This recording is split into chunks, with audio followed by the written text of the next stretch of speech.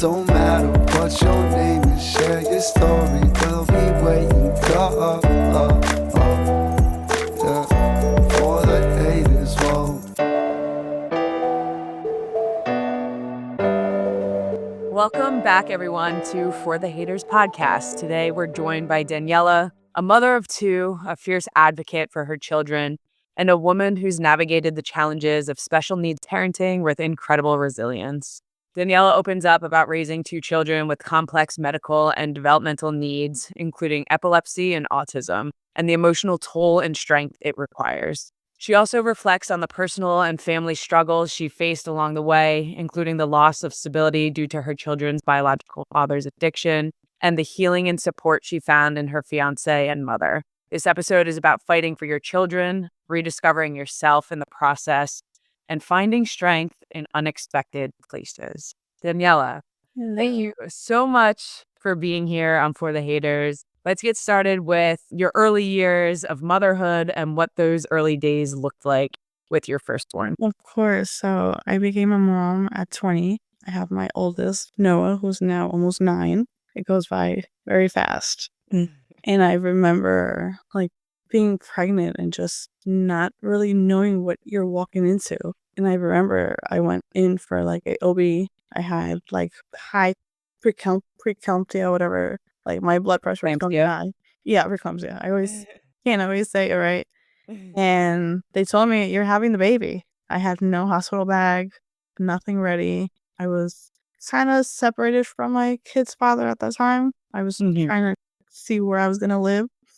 So to have not a lot of things prepared and being 20 was like a jump scare. How many weeks were you? I was 38 weeks, but I had high amniotic fluid, and they were scared because the sac where Noah was detaching from my uterus. Yeah. So they pretty much told me oh, you're just having the baby. I had my nail appointment supposedly after my OB.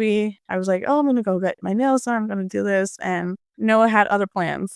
So if I had learned anything in the past couple months of becoming a parent and watching friends become parents, it is always be prepared at any point. If at you are all times. You just never know what's going to happen. Yeah. So I was induced and I was in labor for 28 hours. So it was a long yeah. So 20 years old is young, right? You're still figuring out life. In college, I had to drop out of college. Couldn't afford, being in college and being a parent. It was definitely something that years back when I was 18, they told me I was never going to be able to get pregnant. So Noah was kind of also a miracle baby. Yeah. They told me I was never going to have kids. I could never conceive. Prior to Noah, I had a miscarriage. So that kind of shook me and was I want to be a parent. I want to be a mom. I remember being a little girl and always playing with babies. So I always was a very nurturing, very kind of person. But I remember when Noah was born, I thought I was just going to love this child so much. And I just could not connect with Noah. Yeah. I would tell my mom, I remember she left. I think she went to Walmart to get him clothes because he was so tiny. And she left me alone for the first time with Noah after coming from the hospital. And I just freaked out. I was like, I don't know what to do. I asked the nurse, how do I know why he's crying? And my kid's father, he had a child prior. So he kind of knew how to do it. He was like, oh, this is my second, whatever. And I was just this is my first. I don't know what to do. I'm also 20. My brain still hasn't developed all these things. And I just remember looking at him and just not knowing what to do. And I just freaked out. And I remember leaving the hospital with all these anxiety. So I've always had anxiety my entire life. I remember being little, I immigrated from El Salvador. This is when I was 5. So I was bilingual. I came to this new country. Everything was, I always felt some type of anxiety. But the anxiety I felt after I had Noah was this new thing that I didn't even know how to explain it. Yeah. And I didn't know what it was. I told my mom, I can't stop crying. And they're like, oh, yeah, that's normal. Whatever. And I knew something deep down, it wasn't normal. Something was wrong. And it took me at least almost till Noah was 10 months to connect with him. I just could not connect. I breastfed for maybe 2 weeks and then I was over it. I'm no, I'm not doing it. And I ended up doing formula, which was fine. But, I think along the way, my connection with Noah always struggled. I always struggled. And people make it seem like, oh, you give birth and you're going to love this baby. And you're going to, of course, I loved him, but I couldn't connect with him. Mm-hmm. And then as he got older, as his personality came in, it kind of got things a little bit easier. But I remember realizing when he was a baby, he was like 8 months old and he wouldn't stand up. And that's where like some things were off, and he would stim, which him stimming was like flapping, which to this day he still does it. And I remember thinking, and I was like, oh, he's probably just excited. Like I didn't think anything out of the normal. Mm-hmm. And like my mom, she worked in daycare for over 20 years, so she's seen a little bit of everything. And she also was like, oh, maybe he's just excited, like nothing crazy out of norm, like he was fine. But then we realized he wasn't crawling, he wasn't walking. He didn't walk till he was almost 2.5. Oh, wow. He was crawling pretty late. He was a talker. So we started doing early intervention, and that's when kind of COVID hit. And by that time, I already had 2. So I had my youngest. Noah was 1 when I found out I was pregnant again.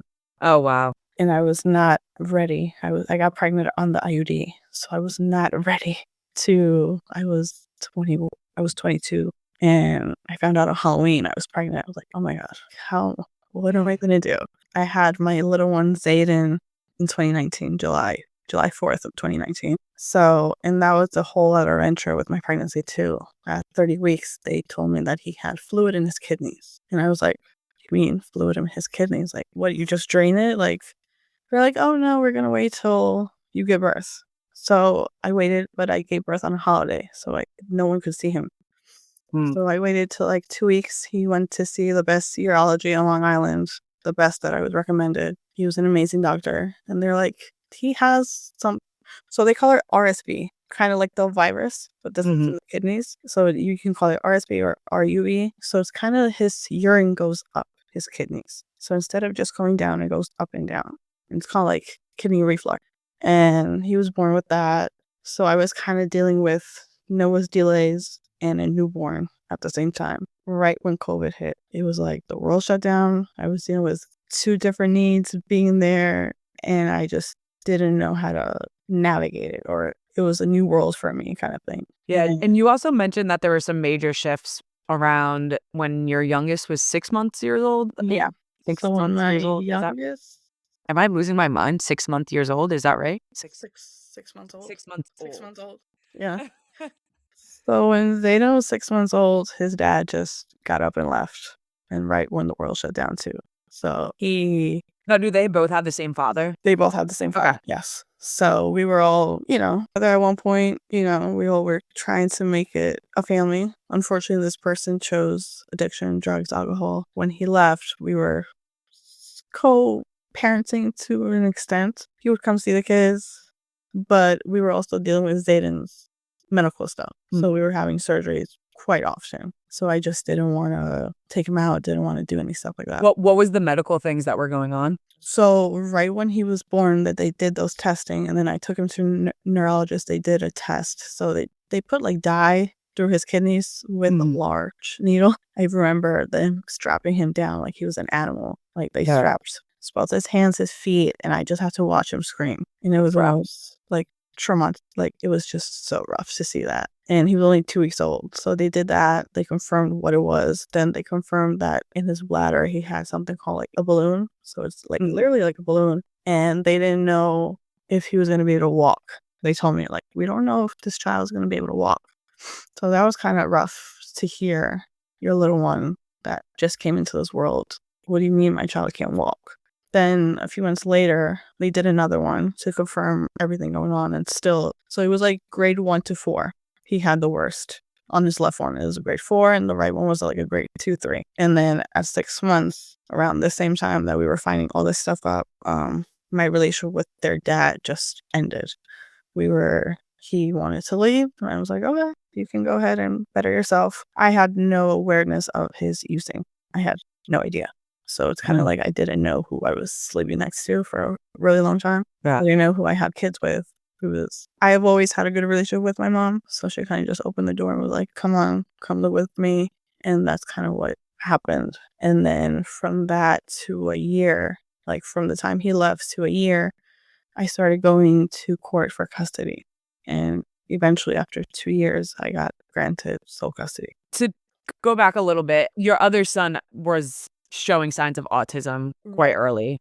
Yeah. When were you able to kind of diagnose that as well? So reading is diagnosed till recently, back in 2023. Oh, wow. Yeah. And how old is it? He's 7? 8 now. So yeah, he was around 6, 7. Okay.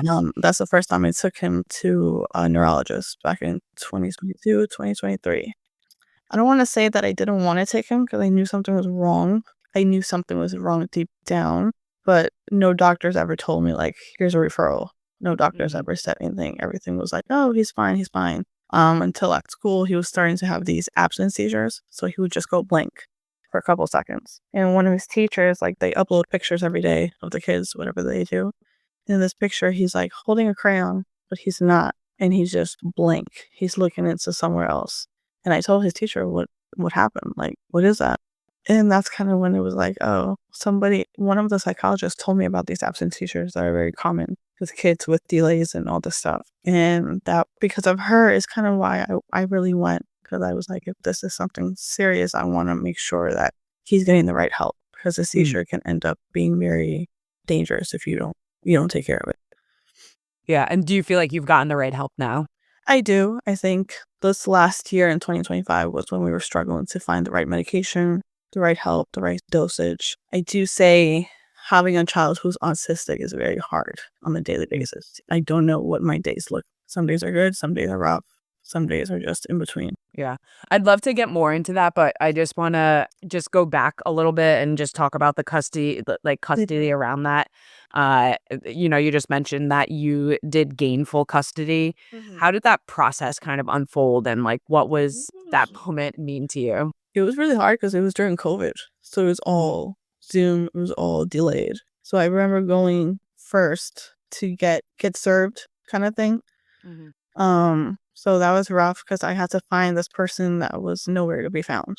That was off the maps, in and out of rehab, would contact me once a year, every 6 months, didn't have no contact with his family. So it was very hard. Ultimately, I was able to find him to get him served. He never showed up to any courts. I showed all the proof. I had to take the kids for a lawyer. They had to come here to see where they lived, what they had, the typical, stuff that they do. I Mhm. think in my head it was hard because I never imagined going from potentially having a family and then going to potentially me getting sole custody because this person is so unfit. Yeah. So Looking back at that time now, what do you think that you were most afraid of, or and what kept you going?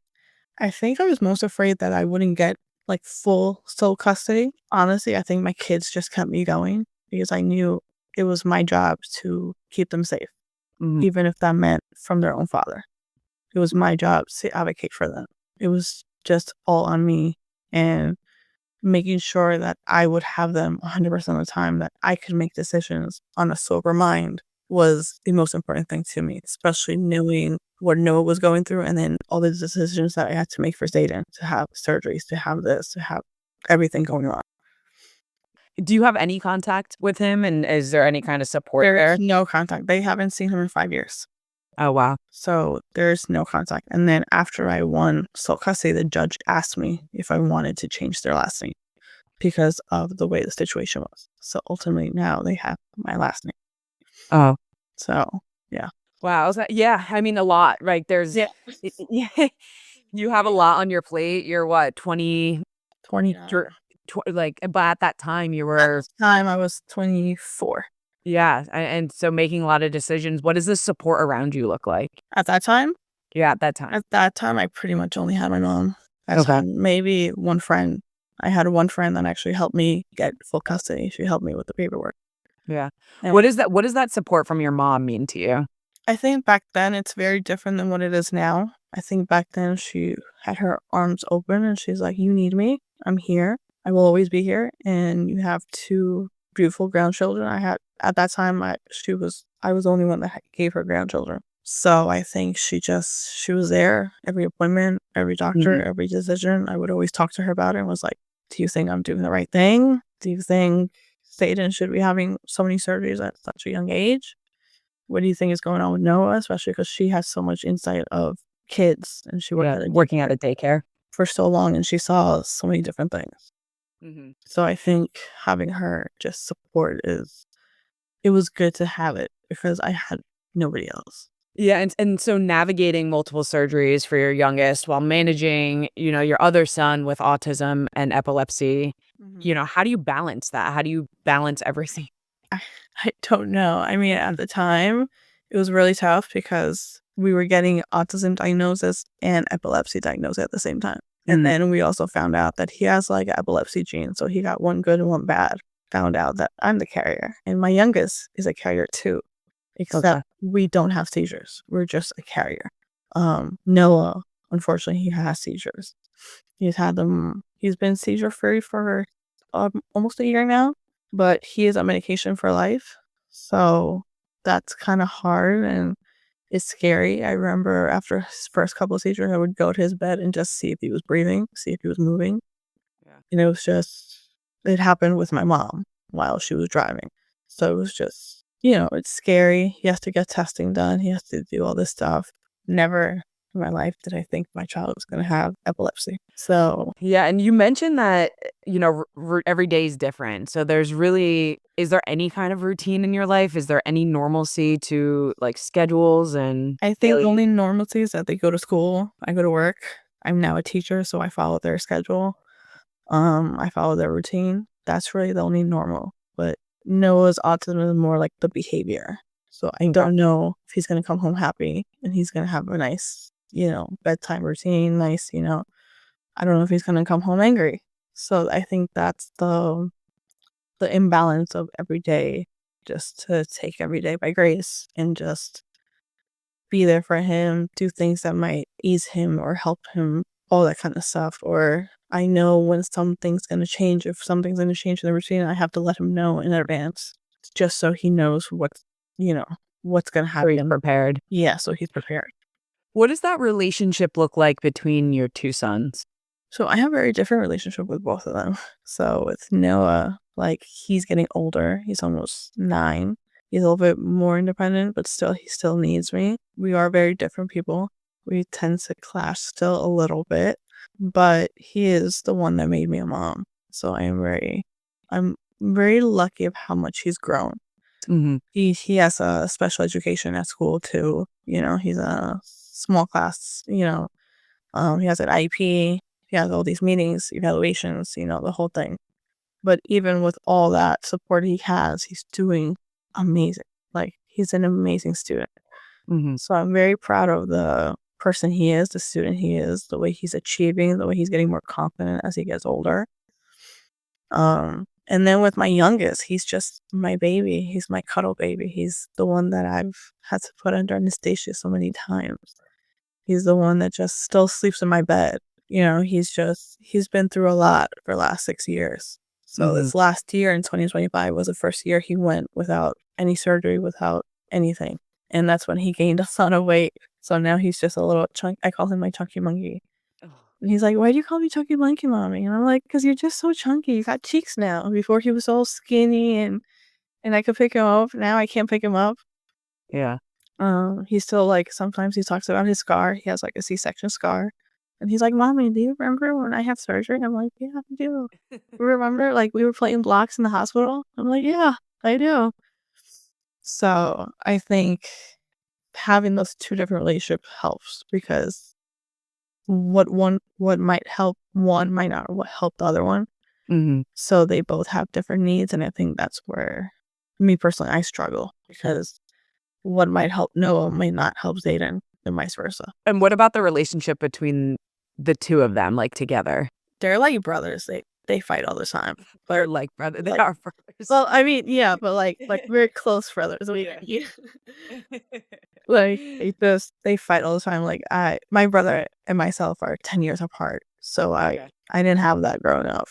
So it's kind of nice to see that they fight over everything. Oh, you took my dinosaur. Oh, you took my car. Oh, you did this. How have either of them surprised you or inspired you along the way?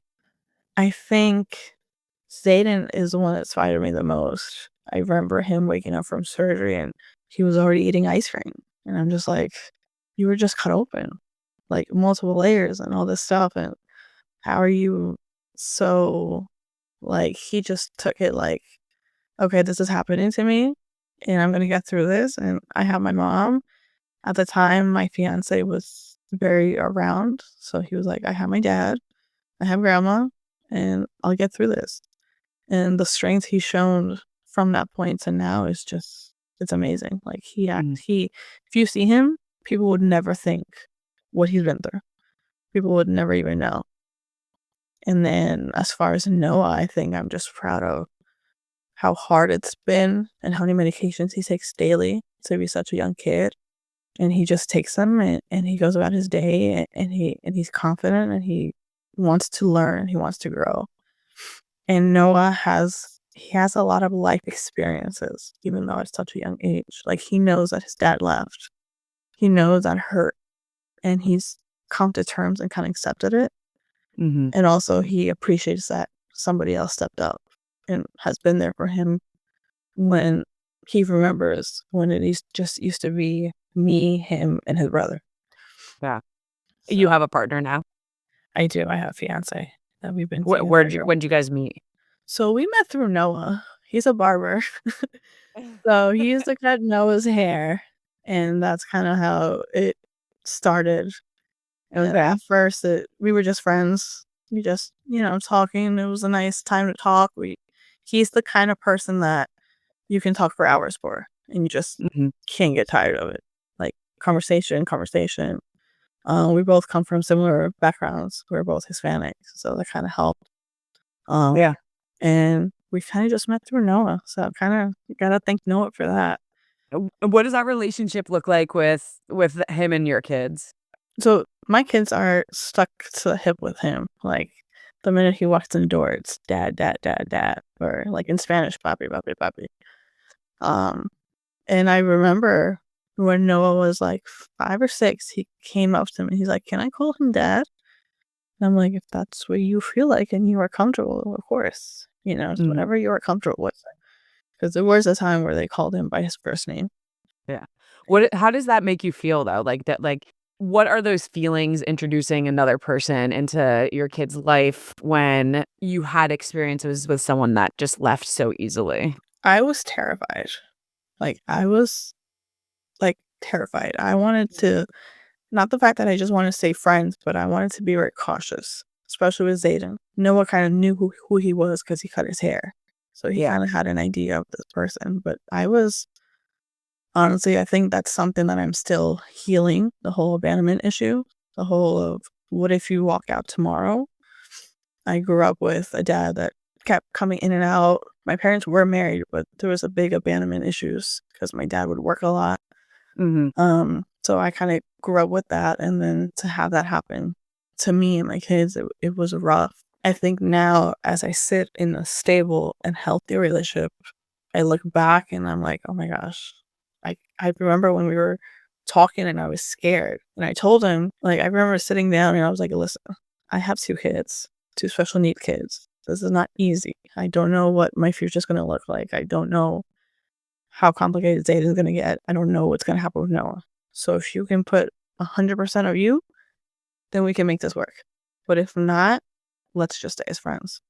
And he was man enough and he was able to take it all and he kind of healed 3 hearts without ever breaking them. Were there ever any hurdles? Of course. We are not perfect. He does not want kids. No one is, but he does not have kids. So it was a life that he walked into and he had no idea what he was walking into. And now he kind of understands things that might help Noah, things that might ease him. Same thing with Zayden. But Zayden was only 18 months when he met. So he was a baby. So for Zayden, that's his dad. Yeah. So Noah sometimes will be like, oh, but we had another person. And I'm like, yeah. And he sometimes will ask why that person left. And he just oh, sometimes people make bad decisions. Do you have any contact with their father's family? His mom occasionally will reach out.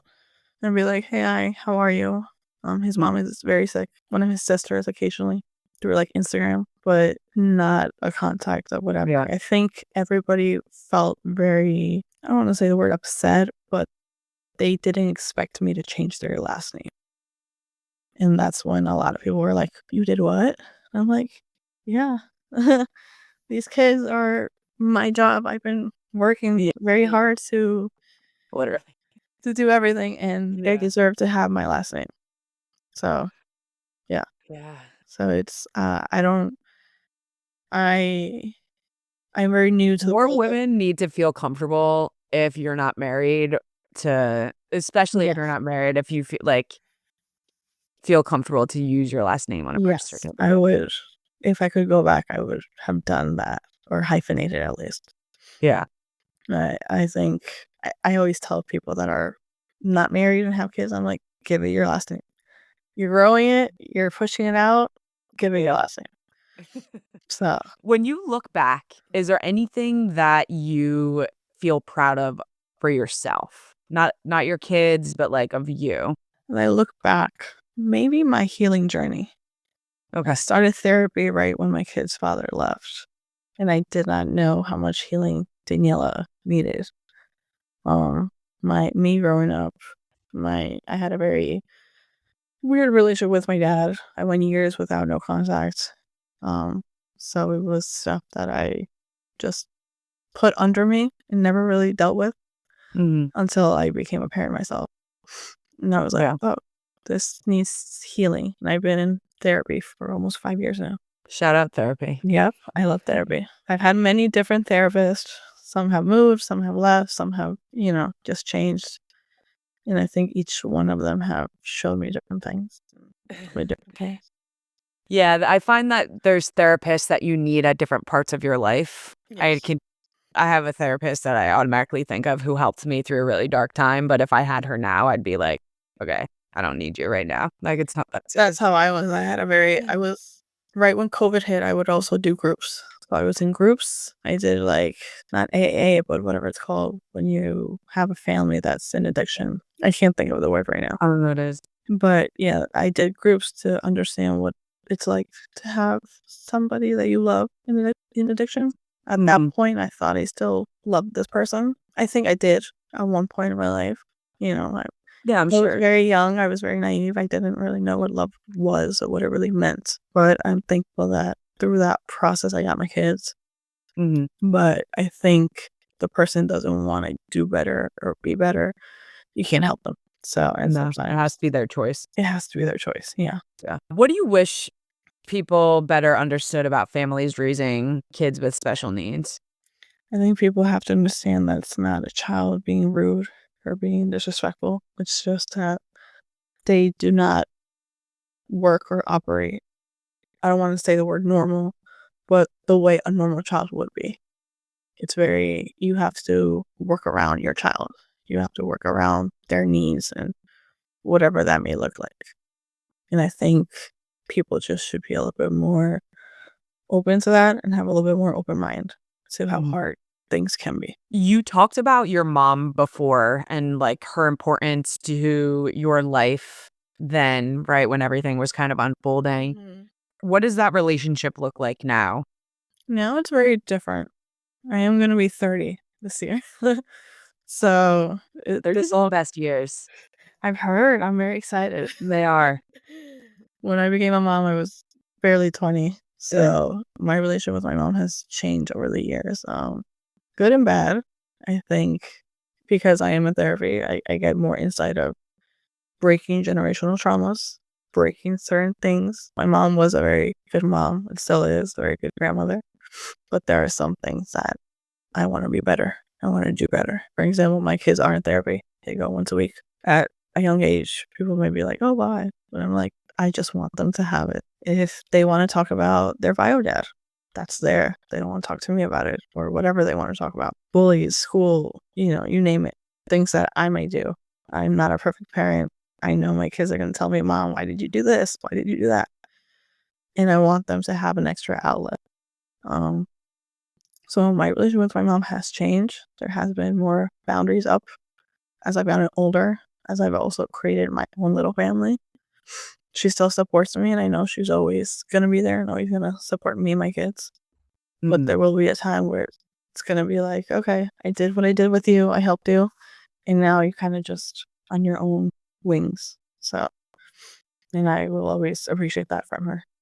Yeah. Is your father in the picture? So my father lives in El Salvador, so I see him Okay. very rarely. He actually just came down for Christmas, before Christmas. And I Okay. actually went to El Salvador for the first time last February in 20 years. Wow. So that was a trip. Yeah. I'm sure you were able to meet family that you've never met. Surprisingly, no. Oh, really? Surprisingly, we went to meet my in-laws for the first time. So Okay. that was Your fiance is also from El Salvador? he's from actually Guatemala, Oh, but okay. we went to El Salvador because my dad was there, and Mhm. we wanted to see my dad. We wanted to meet his parents. The kids came, so it was a overwhelming and healing trip. So Okay. Healing in very what way? healing of I met the people that made the man that healed me. Mm. So, like, this person has shown me a love that I never received from any man in my entire life. Did you see that shine through from his Oh, parents? yeah, like, I know his parents were like, "My son is happy. We're happy." We haven't seen my son they haven't seen them in, like, over 14 years, so Wow. it was a long time. Yeah. So it was just like, "You are my daughter-in-law. These are my grandchildren. We love you." That's beautiful. And it was, very nice, and we still communicate. The kids will still ask to video chat them and all that. Yeah. So it was very nice. How do you make space for yourself in all of this? I think it's one of the hardest thing of being a mom, to make space.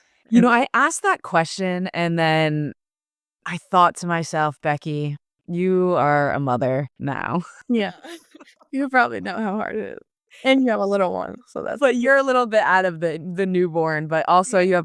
you have, special needs that you need to take care of. Yeah. Not, you know. Mhm. But for you, how do you try to find I space think for it's just yourself? hard. I think my time for myself is kinda like a date night or getting my nails done or even therapy. Those are kinda like the 3 things that Daniella does to do by herself. Mhm. And I think as I've gotten older, it's been a little bit more challenging because there's needs that even as a newborn might have been easier and now are a little bit harder.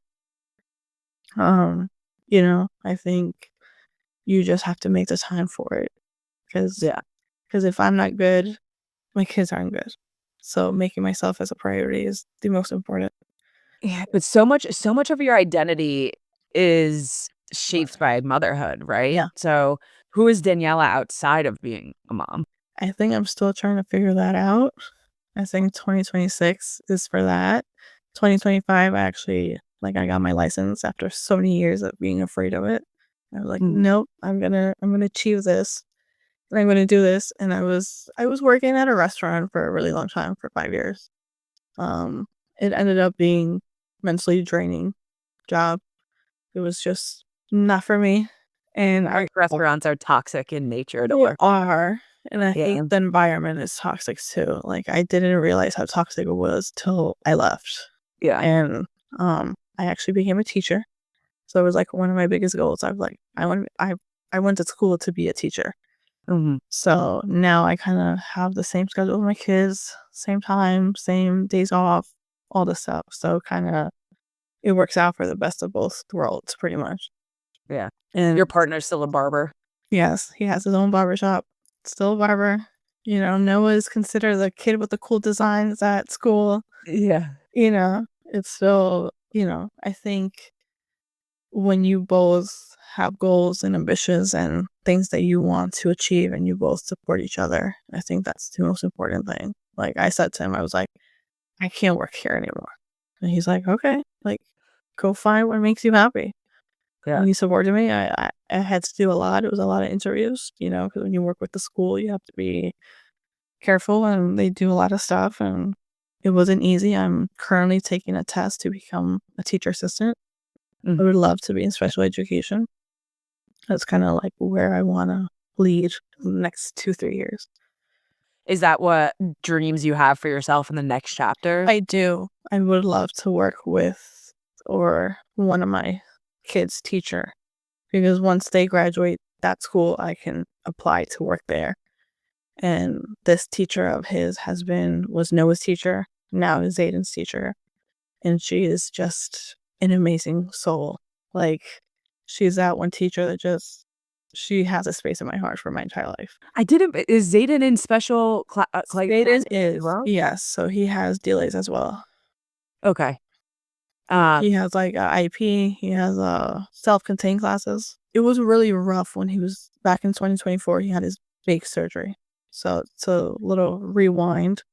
Yeah. After the reflux and all that stuff, we found out he was cleared for like about a year. And then I felt, or you smelled like when you had a UTI. Yeah. Like, he has a UTI, let me take him. Took him to a urologist, everything came back worse. So pretty much he had a reimplantation urethra. So his urethras, like from your bladder, was like a braid. So they had to untie it and reimplant them again. And they had to cut his bladder open and take out the balloon. So he was in the hospital for 4 days to fix that. It was scary for him. He was urinating like through a catheter. And he was like, "Mommy, why is it blood?" I'm like, you were just cut open, sweetie. Like, it's gonna be red, pink for a while. Yeah. And after that, we went back for 6 months and then a year, and now he has perfectly fine kidneys. But it was, when I tell you, that was the hardest 5-6 years of my life. Like, I some of it is a blur, other of it is just like, I don't know what I would have done. Like there's no words for it. Like, I did not prepare for this. And I don't think you ever do. Do you feel like you currently are never able to be fully present and comfortable thinking that, like, the possibilities of something else happening are always there? Sometimes I think that feeling I have more with Noah, because Okay. we can be reading a book and fine, and he can have a seizure. Wow. And tomorrow he can have another one. And because his seizures are absent seizures, that's why, like, you don't know what's happening, but they're happening. Like, I sat next to him when he was getting a EEG done, and he had 5. And, like, I remember having the results and telling my mom and coming home crying. I'm like, I was next to him. How did I not know? And I couldn't help my child. Like, that's the worst part. Like, you want to help your child. You want your child to succeed. You want your child to be the best version of themselves. But medically speaking, I couldn't help my child. And I think a lot of people don't realize how deep that goes into you. Because at least Zayden's, I'm not saying Zayden's less, but at least Zayden was something that you could see. You can cut it open and fix it. But Noah, you can't cut open his brain and fix this. Yeah. Like, you really can't. How do you ground yourself? How do you find positive outlooks through all this that you've been through? I think, honestly, it's been a lot of therapy. Yeah. Like, it's been a lot of therapy of digging to Daniella, thinking of like, okay, this happened to you. You did this, let's say in the beginning, like, my kid's father left. Couldn't control that person staying or leaving. We were 2 people in the same situation, and we chose 2 different lives and 2 different routes. I chose to better myself, start therapy. I had to do what I had to do for my kids. And I had to make sacrifices. I think part of my sacrifice was staying in a job that was not helping me, but it helped my kids' schedule. It helped me to be here.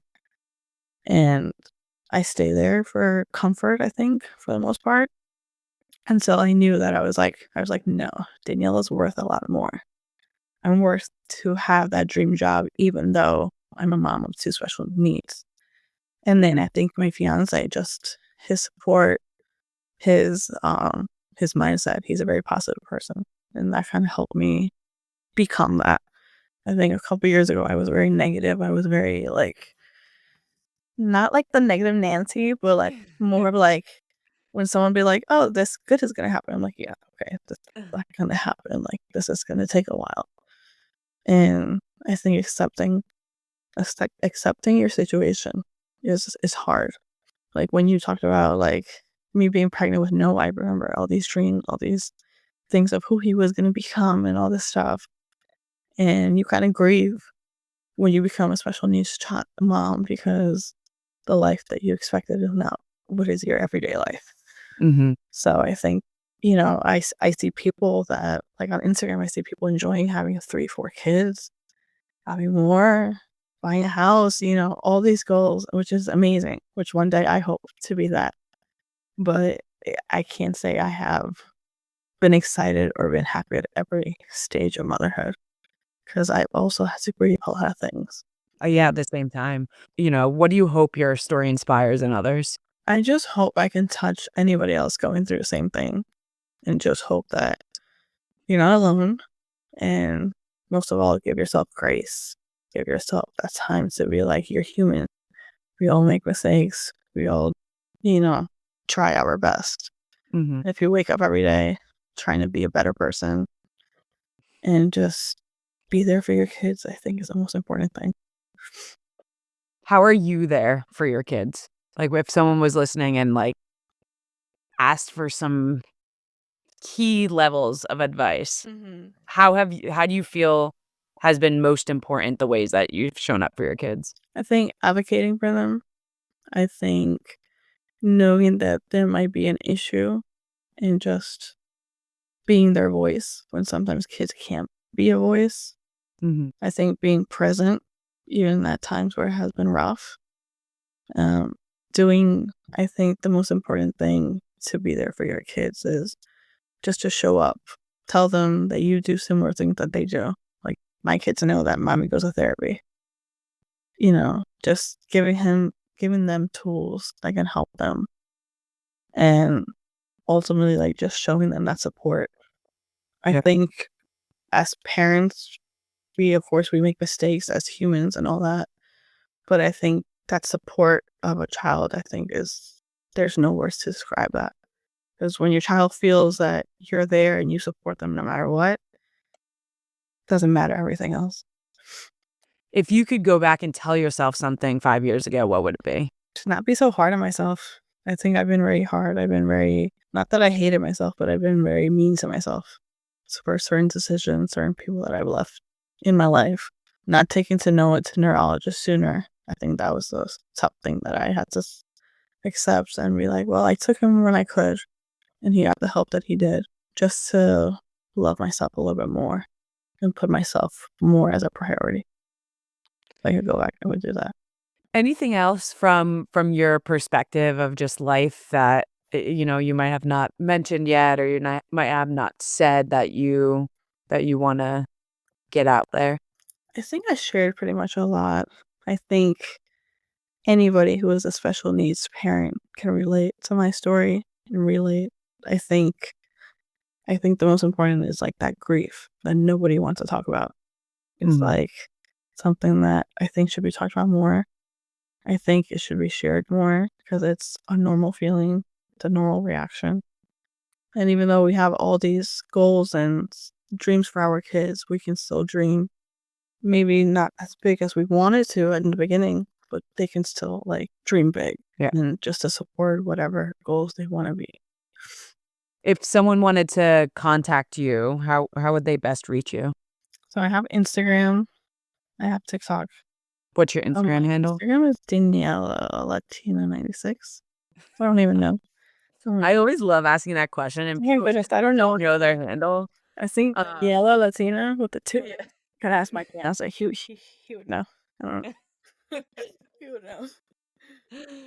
And my final question to you is, if your boys at some point in their life listen to this, what is a message to them that you would say?